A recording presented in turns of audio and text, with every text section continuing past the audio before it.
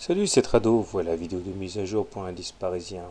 La séance d'aujourd'hui va dans le sens de ce qui pouvait être à craindre suite à la bulle qu'on a signalée il y a 3 jours, enfin 2 jours là. J'avais expliqué que puisqu'on avait une bougie entière en lévitation par rapport à la Bollinger supérieure, les risques étaient forts pour qu'on ait une correction. Ça n'a pas été confirmé la séance d'après, mais bien cette séance. Et nous n'avons dû notre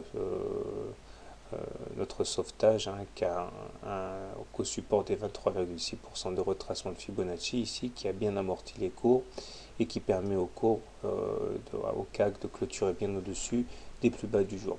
Alors si on prend les plus bas de la vague de baisse à 3003, de la vague de hausse pardon de 3003 au plus haut ici à 3287, effectivement on voit que 23,6% ont tenu.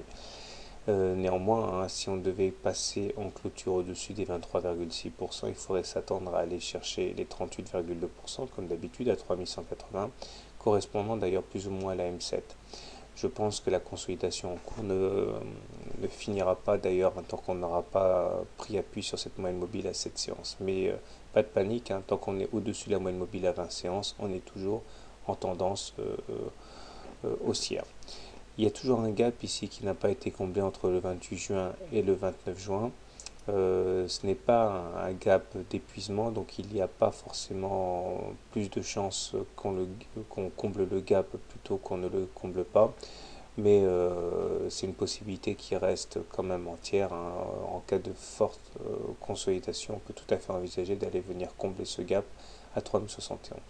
Du côté des indicateurs techniques, on voit que les choses sont toujours très bien orientées avec un stochastique au-dessus de son signal en zone de surachat, un MACD au-dessus de son signal en zone positive et un momentum positif.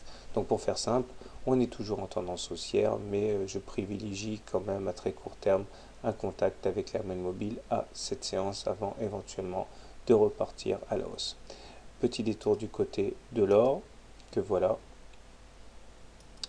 On a encaissé une petite chute aujourd'hui avec 0,7% de retracement. Ça nous a permis d'ailleurs de venir revisiter la M7 et la moyenne mobile à 20 séances sur lesquelles nous avons rebondi. Une fois de plus, on voit bien que les opérateurs ont décidé de donner eh bien, la priorité à ce triangle-là contre lequel on est venu buter aujourd'hui. Au meilleur de la séance, on est venu chercher le haut du triangle, mais une fois de plus, on n'a pas réussi à le passer. Donc maintenant, la tendance est neutre, puisqu'on est au-dessus du moyenne mobile à 20 séances plate, voire légèrement baissière. Tant qu'on se maintient au-dessus, pas de panique. Par contre, attention à ne pas casser la M20, parce que dans ce cas, effectivement, la voie vers la Bollinger inférieure serait toute tracée. Voilà, je vous souhaite une bonne soirée, bon trade et à demain.